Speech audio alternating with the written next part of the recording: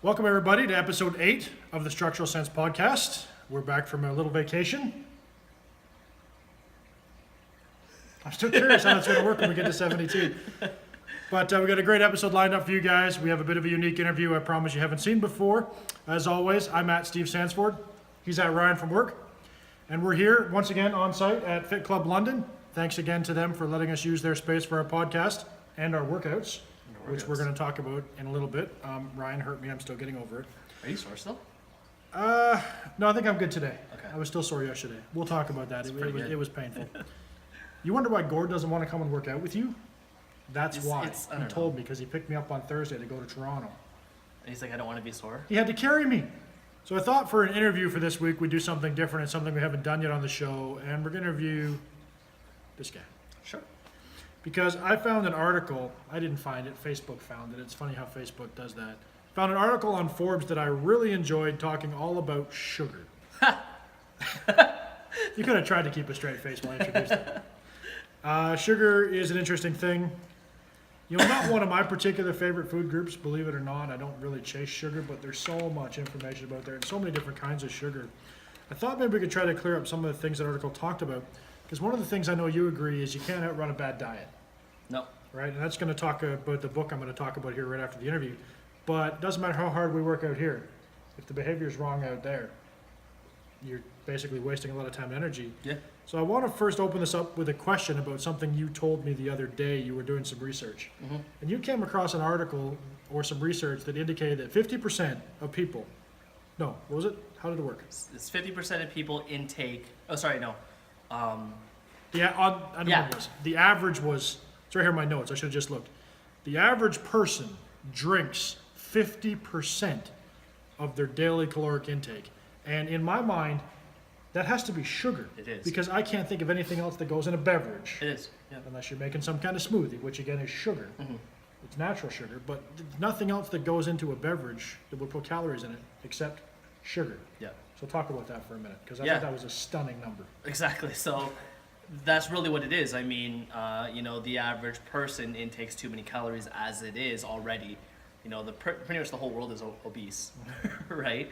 And it's due to the amount of sugars that people intake. You know, if there was two specific things that would change obesity rates in this world, that were removed from this world, it would be sugar, it would be wheat. And if you just remove those two things, the body composition of the world would change dramatically. So let me ask you a question about drinking their daily calories. Yeah. Sports drinks. Try to be serious. Yes. They have calories in them. They do. All of those calories, as far as I can tell, come from sugar. Mm-hmm. Good or bad? Bad. All right. You heard it right here first. Bad. Why? Gatorade. I shouldn't even really mention the names. That's okay. Powerade. Gatorade, yeah. Vitamin water. Vitamin water, horrible. Anything that has sugar water, in it. So we'll mention names. We don't have enough really subscribers quickly. yet. We can mention names. Vitamin water, the problem I have with vitamin water is the actual amount of vitamins or minerals or whatever it is they put in it is like negligible. It's actually so little that it's useless. And then they spike it with like 12 to 15 grams of sugar, right? I mean, like, for any of you that have scales at home, take 12 to 15 grams of sugar and put it on a scale and look what it looks like. And then you wonder why majority of people intake 50% of their calories via liquids, right? It's ridiculous. So, you know, when everyone intakes their calories via liquids, they're just spiking their sugars all the way up. Their insulin's going crazy, you know, and that's the reason as to why that people gain weight. It's interesting because I've spent a lot of time in this gym lately. We both have, and I've yet to see a bottle of Gatorade anywhere. No. Nobody in here drinks it. There was one guy who came in here with it the other day, and athlete. Yeah. And I'm like, what's that? He's like, Gatorade. I'm like, no. Okay, so sugar in sports drinks, bad. Horrible. Sugar in supplements. So depending on the supplements, majority of supplements nowadays use artificial sugars. Okay. Right? The interesting thing about artificial sugars is we don't even have enough data to tell whether or not it's good or bad or ugly or whatever it is. Okay, so let's jump onto that for a second, Yeah. because Jennifer brought some yogurt home from the grocery store the other day. I didn't read it. I just popped one up and had it because it's yummy, and right away I could tell it had sucralose in it. Could you? Just from the taste. Okay. Because I can't stand sucralose. Mhm. I also can't stand the taste of aspartame. Yeah. The only one I can stand, and I don't even know where it qualifies, is stevia. They say that more or less it is more healthier for you because it is plant-based, but still there's still not enough research that shows that it's good, right? So then what about natural sugars? Maple syrup, honey. What kind of maple syrup? Like telephone pole maple syrup? Tap a little pipe into a tree. Okay. The stuff drips out into the I was gonna bucket. say, because the stuff you get in the States, that's telephone pole syrup. Yeah, well, I'm Because it talking doesn't, about 'cause it's not real. real Canadian maple syrup that dripped Yeah. out of a tree somewhere in a forest that somebody boiled down and poured in the snow and made some really yummy taffy with. For sure. It's still sugar. Yeah. At the end of the day, I say, use it in moderation if you have to use it. But at the same time, too, it does go back into the body. And when it goes into the body, it turns to fat. Okay. So, yeah, it's still not good for you. So we've established that sugar, in all of its various forms, bad. Yes. We've established that artificial sugars, sucralose, artificial sweeteners, I should say, Yep. probably bad. We're just not sure yet. Yeah. Would that be a So, fair statement? here's something very interesting. Back in the day when people didn't use a lot of sugar, right? You never saw a lot of injuries in sports, right? Now you see a lot of bone injuries. Yeah. And part of the reason why is because, especially in young teens, is they intake so much sugar Yeah. and they get it via drinks. Yeah. And majority of the sports drinks, pops out there, have a lot of phosphates in them too. Okay. And when you have phosphates, they also make you leak calcium. So your bone density goes down. So that's part of the reasons to why people get so many injuries. So let's talk about something else very briefly. Yeah. Based on my personal story, based on my body composition. A person would think that maybe I do eat a lot of sugar, a lot of sweet food, drink a lot of soda. Not sure you know me. My favorite drink is unsweetened iced tea. Tea, and I drink water all the time. I don't intake a lot of sugars. Yet my sugar intake is still quite high. My carb intake is still quite high. Because are there things out there that are masquerading as sugar, meaning our body processes them the same way it processes sugar and creates fat? Carbohydrates. Carbohydrates. Right. Specific carbohydrates. Okay. Like what? Right. So any simple base carbohydrates like wheat, right, rice.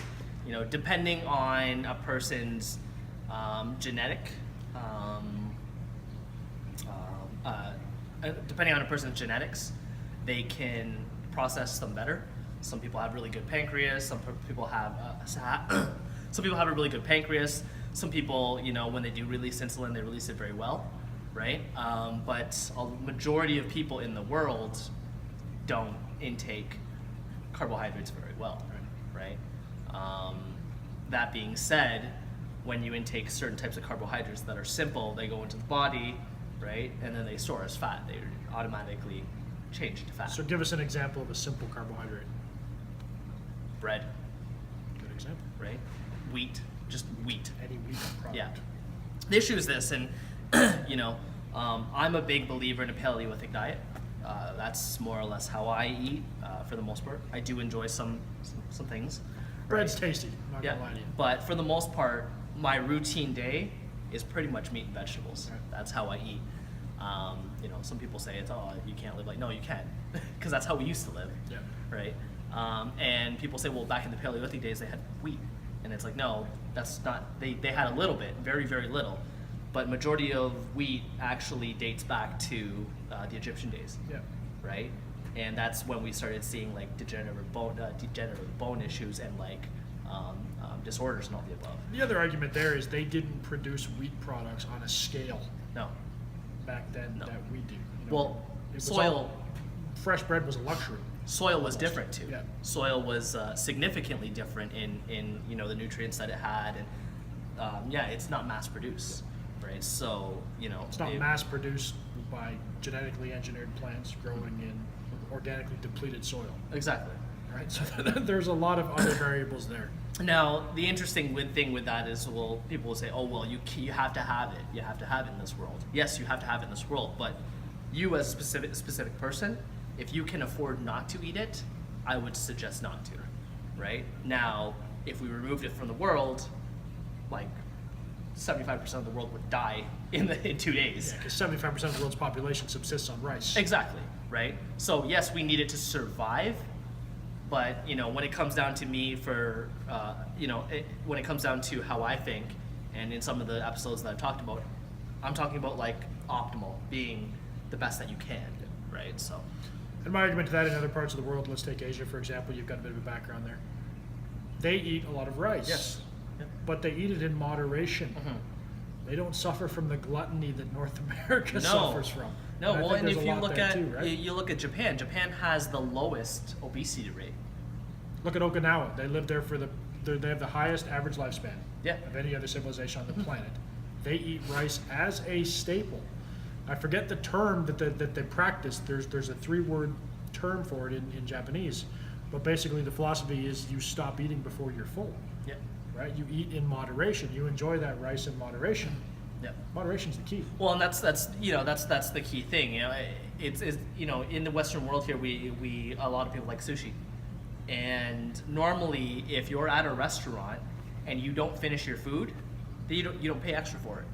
But whenever you go to a sushi restaurant, if you don't finish your food, you pay extra for it. Yeah.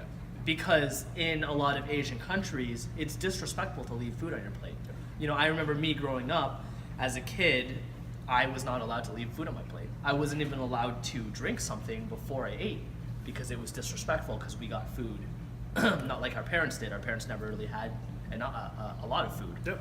right? But yeah, a lot of it is in moderation. But on top of that too, you have to look at someone's genetic makeup. I tell people all the time, whenever they're trying to figure out their diet, it's ideal to use your body as a guinea pig and fluctuate things around, because some people do good off of 50% protein. I like to measure macros. I don't like to measure a lot of calories, but 50% protein, 20% fat, and then 30% carbohydrates or something along the lines of that, right? There's some people that do very good off of 80% carbohydrates, right?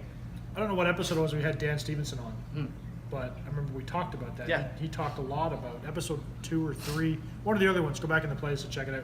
He talked a lot about experimenting with the diet. Yeah. Push that protein level up, bring the carb level down, Yeah. push the fat, play around with it, you find the one that balances it.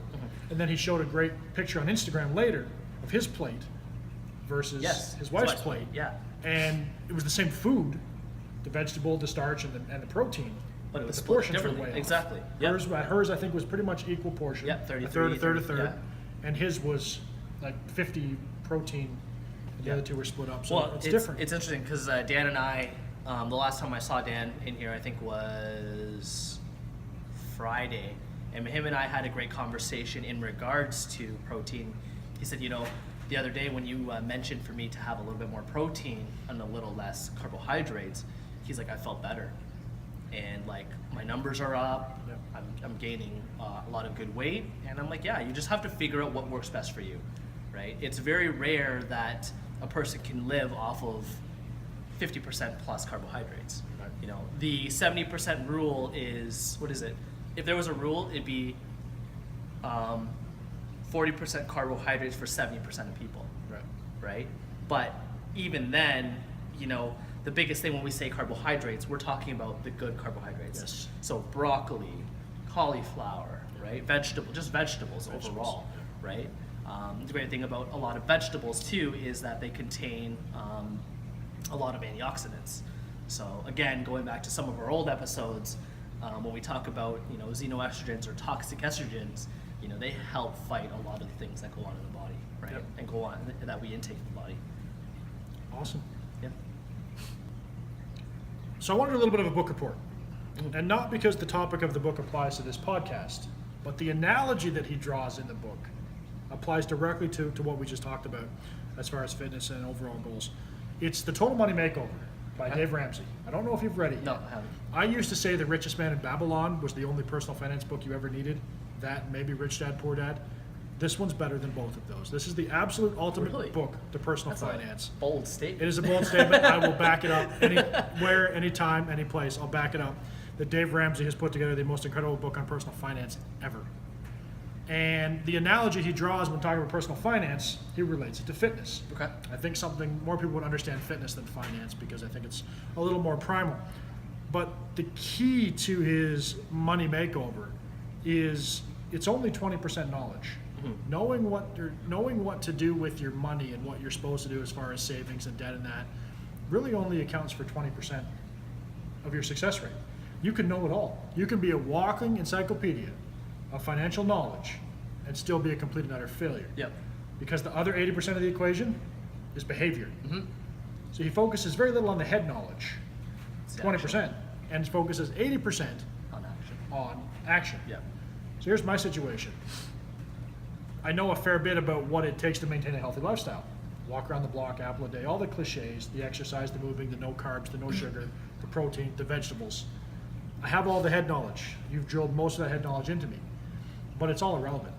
The head knowledge is almost entirely useless Unless you put it to action. unless I have the 80% on the other side, Yep.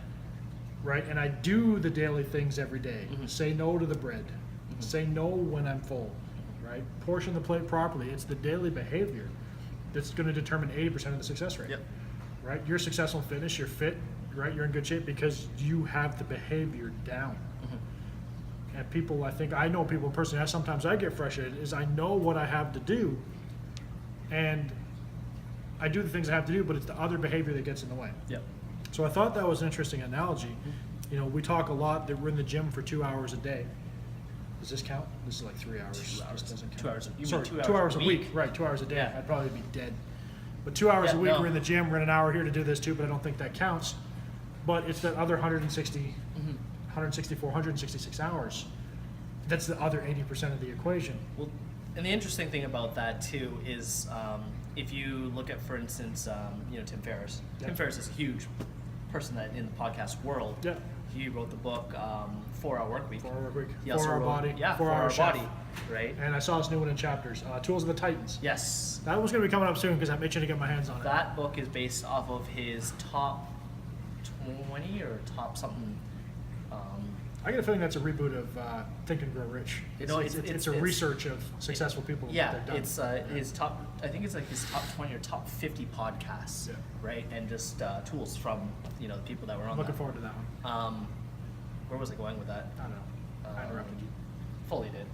Oh yeah, what I was getting? No, I have no clue. Do you remember? We're talking about behavior. Okay. What I was going at with Tim Ferriss was the fact of like if you look at all the titles of his books, it's about 4 hours. 4 hours. Right, and it's 4 hours of action. Yep. Right?